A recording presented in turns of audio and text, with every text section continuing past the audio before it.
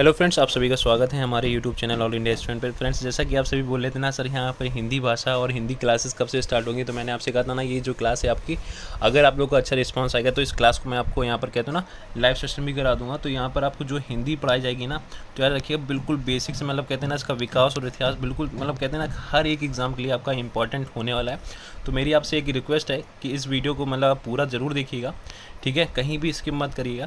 तो I hope आपको इस वीडियो में मज़ा ज़रूर आएगा, ठीक है, और समझ में भी आएगी चीज़ें, ठीक है। थोड़ा थोड़ा मतलब कहते हैं ना, स्टार्टिंग में कोई चीज़ अच्छी नहीं होती, लेकिन धीरे धीरे उसको अच्छा किया जा सकता है। तो आप लोग सपोर्ट ज़रूर करिएगा, इस वीडियो को पूरा देखिएगा, ठीक है। तो जानते हैं हिंदी भाषा की उत्पत्ति कहाँ से हुई है। देखो, आपको बताते हैं कि हिंदी भाषा की उत्पत्ति जो है कहाँ से हुई है। हिंदी भाषा का नाम हिंदी संस्कृति से लिया गया है। इस भाषा का प्रयोग सबसे प्रथम उत्तर भारत से किया गया था। इस जो हमारी संस्कृत भाषा है, इसका सर्वप्रथम प्रयोग कहाँ किया गया था? उत्तर भारत से। कहाँ से किया गया था? उत्तर भारत से। आइए जानते हैं, इतिहास के हिसाब से हिंदी भाषा का इतिहास 2000 समय पुराना है। कितने समय हो गया इसको? 2000 समय पुराना है। हम आपको बताते हैं कि हिंदी भाषा का विकास कहाँ से हुआ। सर्वप्रथम हमारी भाषा थी संस्कृत। कौन सी भाषा थी? संस्कृत। चूँकि संस्कृत भी अकेली न थी, इसको दो भागों में बांटा गया है। एक था वैदिक संस्कृति, दूसरा आता है लौकिक संस्कृति। वैदिक संस्कृति से मतलब आप जानते हो वैदिक संस्कृति क्या होती है? वैदिक संस्कृति से मतलब जैसे कि वेद, उपनिषद, पुराण आदि इत्यादि की रचना की गई जो होते हैं वो हमारे वैदिक संस्कृति के अंतर्गत आते हैं। क्योंकि जो वेद, उपनिषद, इनकी भाषा जो होती कठिन हो गई थी। कैसी थी? बहुत कठिन थी, जो हर किसी के समझ में आना संभव नहीं थी। तो इसको सरल बनाने के लिए फिर हम क्या किया गया? लौकिक संस्कृत का यूज़ किया गया। लौकिक संस्कृत की रचना की गई। आपको बता दें कि लौकिक संस्कृति क्या होती है। लौकिक संस्कृति वह भाषा है जो लोगों द्वारा बोली जाने वाली भाषा, जिसे लोक भाषा कहते हैं। इसे लौकिक संस्कृति की रचना की गई। उसके बाद आता है हमारा पाली। पाली जो है वो 500 ईसा पूर्व से 1 ईसा तक चली। ये जो पाली हमारी भाषा है, ये गौतम बुद्ध के समय में स्टार्ट हुई थी।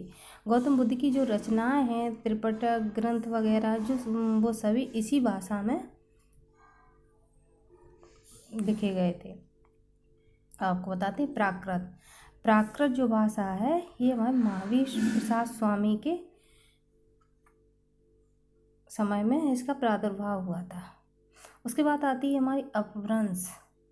ये भी 500 ईस्वी से लेके और 1000 ईस्वी तक चली। उसके बाद आता है अवहट। देखो, कभी कभी ऐसा होता है कि अवहट नहीं भी दिया होता है। कभी कभी एग्जामिनर दे देता है और नहीं भी दे तो कोई कंफ्यूज होने की ज़रूरत नहीं है, क्योंकि अवहट जो हमारा है वो अपभ्रंश के ही अंतर्गत आ जाता है।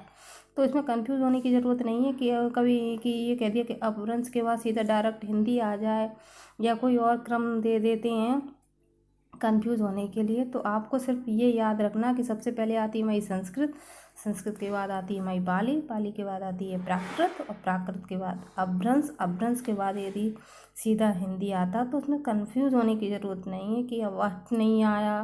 मैंने अवहट बताया था उसमें, लेकिन अवहट होने इस नहीं आता है तो कोई कंफ्यूज होने की बिल्कुल ज़रूरत नहीं है, क्योंकि कभी कभी जो अपभ्रंश में ही हमारा अवहट छिपा हुआ है, इसलिए इसमें कंफ्यूज होने की बिल्कुल ज़रूरत नहीं है। उसके बाद आता है हमारा हिंदी, जो हमारा 1100 ईस्वी से लेके अब तक है। आइए जानते हैं आगे के बारे में।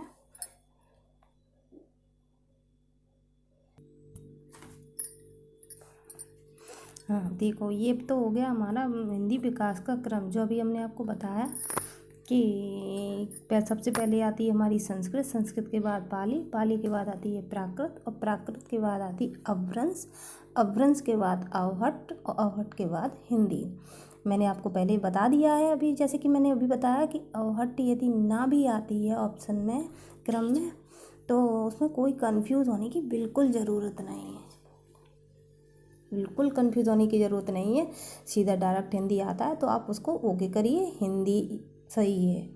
अच्छा, आपको बताते हैं अब संस्कृत। संस्कृत जो है इसे दो भागों में बांटा गया। हमने आपको पहले बताया, एक वैदिक संस्कृत, दूसरा लौकिक संस्कृति। अब हम वैदिक संस्कृत के बारे में आपको डिटेल में बताते हैं कि वैदिक संस्कृत जो हमारी है वो 500 ईसा से 1000 ईसा तक चली।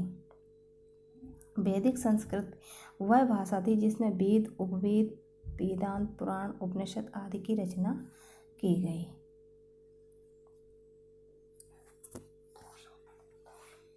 पुराण आदि की रचना की गई। वैदिक संस्कृत में कुल 52 ध्वनियाँ थी। कितनी ध्वनियाँ थी? 52 ध्वनियाँ थी।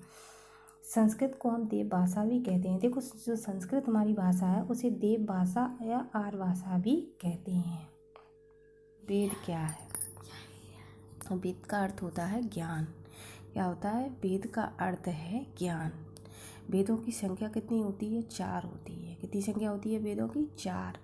पहला आता है हमारा ऋग्वेद, दूसरा आता है यजुर्वेद, तीसरा आता है सामवेद और चौथा आता है अथर्ववेद। ऋग्वेद, देखिए ऋग्वेद क्या है? ऋग्वेद के अंतर्गत क्या आता है? ऋग्वेद जो है इसका संबंध देवी देवताओं से होता है। इसके अंतर्गत क्या है? देवी देवताओं का वर्णन किया जाता है, जैसे पूजा पाठ आदि सारी चीज़ें जो आती हैं ये ऋग्वेद के अंतर्गत आती हैं। यजुर्वेद क्या है?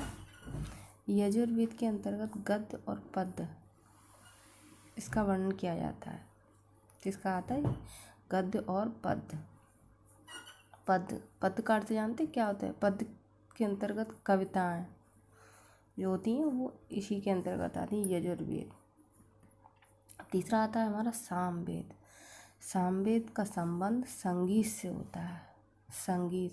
संगीत जैसे कि तबला, हारमोनियम, सितार, नृत्य, गायन वगैरह वगैरह, ये सारी चीज़ें इसके अंतर्गत आती हैं सामवेद के अंतर्गत। इसके बाद आता है हमारा अथर्ववेद। अथर्ववेद जो होता है इसका अंतर्गत क्या आता है? तंत्र, मंत्र, जादू, टोना आदि चीज़ें आती हैं। सुना होगा तंत्र की, कहाँ से? तंत्र की जो तंत्र मंत्र की शक्ति होती है वो कहाँ से सीखी जाती है? इसी के अंतर्गत आती है जादू, टोना आदि चीज़ें। अब आपको बताती कि हर एक वेद का एक एक उपवेद भी होता है। क्या होता है? उपवेद। पहला आता है हमारा आयुर्वेद, दूसरा आता है धनुर्वेद, तीसरा है गंधर्ववेद, चौथा है शिल्पवेद। आयुर्वेद का जो संबंध है वो सीधा होता है ऋग्वेद से। किससे होता है? ऋग्वेद से। किससे? ऋग्वेद से। और धनुर्वेद का जो संबंध है वो होता है यजुर्वेद से। गंधर्ववेद का जो संबंध है उसका संबंध होता है सामवेद से। अब उसके बाद आता है शिल्पवेद। शिल्पवेद के अंतर्गत आता है अथर्ववेद। क्या आता है? अथर्ववेद। ये तो हो गए वेद। आपको बताते हैं इसके बाद आता है वेदांत। देखो, वेदों का जहाँ वेदों की समाप्ति होती है वहीं वेदांत शुरू हो जाता है। क्या हो जाता है? वेदांत शुरू। आप कहोगे ये क्या पढ़ा रही हो? ये मत सोचना है कि ये बोरियत बिल्कुल नहीं है। ये सारी चीज़ें एग्ज़ाम में कभी कभी पूछी जाती हैं। ठीक है, इनकी संख्या होती है 6। कितनी होती है? 6। पहला आता है शिक्षा, दूसरा है कल्प, तीसरा है व्याकरण। क्या है? व्याकरण।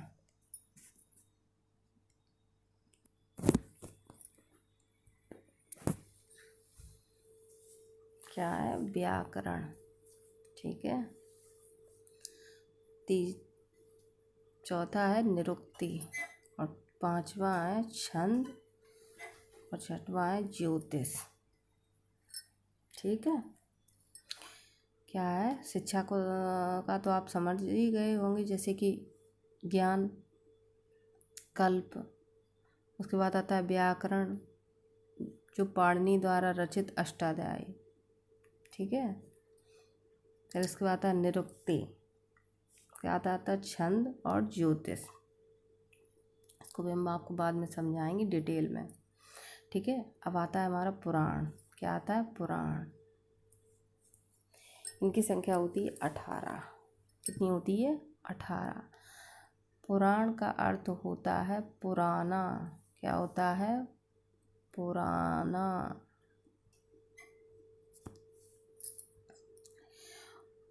उपनिषद, अब आता है हमारा उपनिषद। इनकी संख्या होती है लगभग 108। कितनी होती है 108। देखो आपको बताते हैं कि मांडूक्योपनिषद सबसे छोटा उपनिषद है। कौन कैसा है, सबसे छोटा उपनिषद है। ये बात याद कर लेना कि सबसे छोटा उपनिषद कौन सा है और सबसे बड़ा उपनिषद कौन सा है। तो आप जान लीजिए कि मांडूक्योपनिषद जो है वो सबसे छोटा उपनिषद है और बृहदारण्यक सबसे बड़ा उपनिषद है। कैसा है, सबसे बड़ा उपनिषद है। मांडूक्योपनिषद कहाँ से लिया गया है, सत्यमेव जयते से। वेरी इंपॉर्टेंट क्वेश्चन, क्या है, वेरी इंपॉर्टेंट क्वेश्चन है। इसको ज़रूर रख लेना कि सत्यमेव जयते को कहाँ से लिया गया है, मांडूक्योपनिषद से। सत्यमेव जयते को किससे लिया गया है, मांडूक्योपनिषद से, ठीक है। क्लियर हो गया।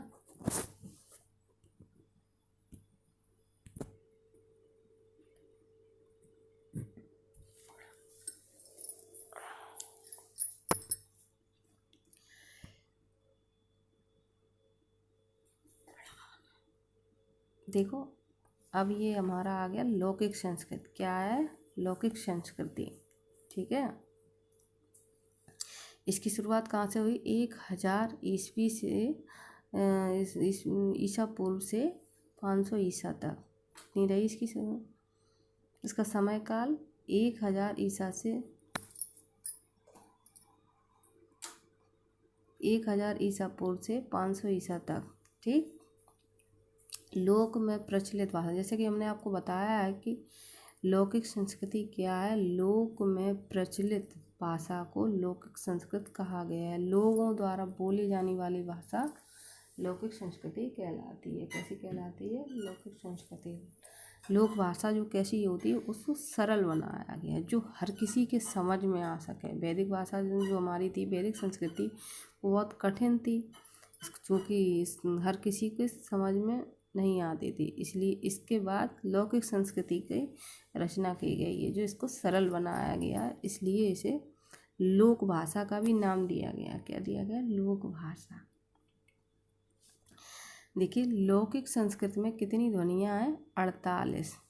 वैदिक संस्कृति में कितनी थी, 52, और लौकिक संस्कृति में कितनी है, 48, ठीक है, 48,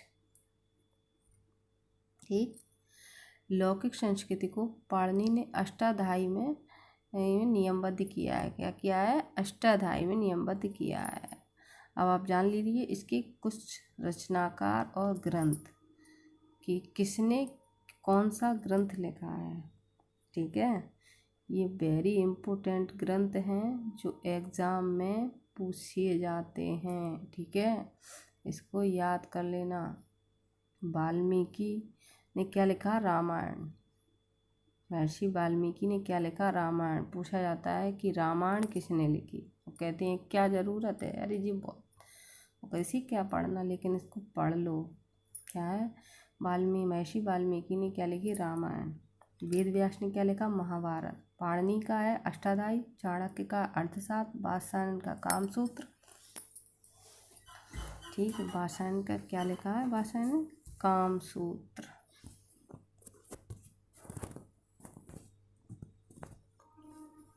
ठीक है। वात्स्यायन का कामसूत्र था। और भरत मुनि का नाट्यशास्त्र, महर्षि दंडी काव्यादर्श, भामह काव्यालंकार, राजशेखर काव्य मीमांसा, राजा भोज सरस्वती कंठवर्णम, आचार्य मम्मट काव्य प्रकाशा, हेमचंद काव्यानुशासन, आचार्य विश्वनाथ साहित्य दर्पण, जगन्नाथ रसगंगाधर, शूद्रक मच्छकटिकम, विशाखा दत्त मुद्रा राक्षस, भभूति मालती माधव। देखो जो हमारा जो भभूति है ये बहुत इम्पोर्टेंट है। क्या है? बहुत इम्पोर्टेंट है भभूति। पूछा जाता है मालती माधवम किसका है, कहते भभूति का। या ये लिखते हैं कि भभूति ने कौन सा लिखा है, तो उसमें ऑप्शन दे देते हैं काव्यालंकार, नाट्यशास्त्र, सरस्वती कंठा वगैरह वगैरह। लेकिन अगर मालती माधव ऑप्शन आता तो आपको क्या चुनना है? मालती माधवम। ये रट लेना बहुत अच्छे से, ठीक। ये सारी जो रचनाकार हैं, ग्रंथ हैं, इनको रट लेना। वेरी इम्पोर्टेंट ग्रंथ हैं ये।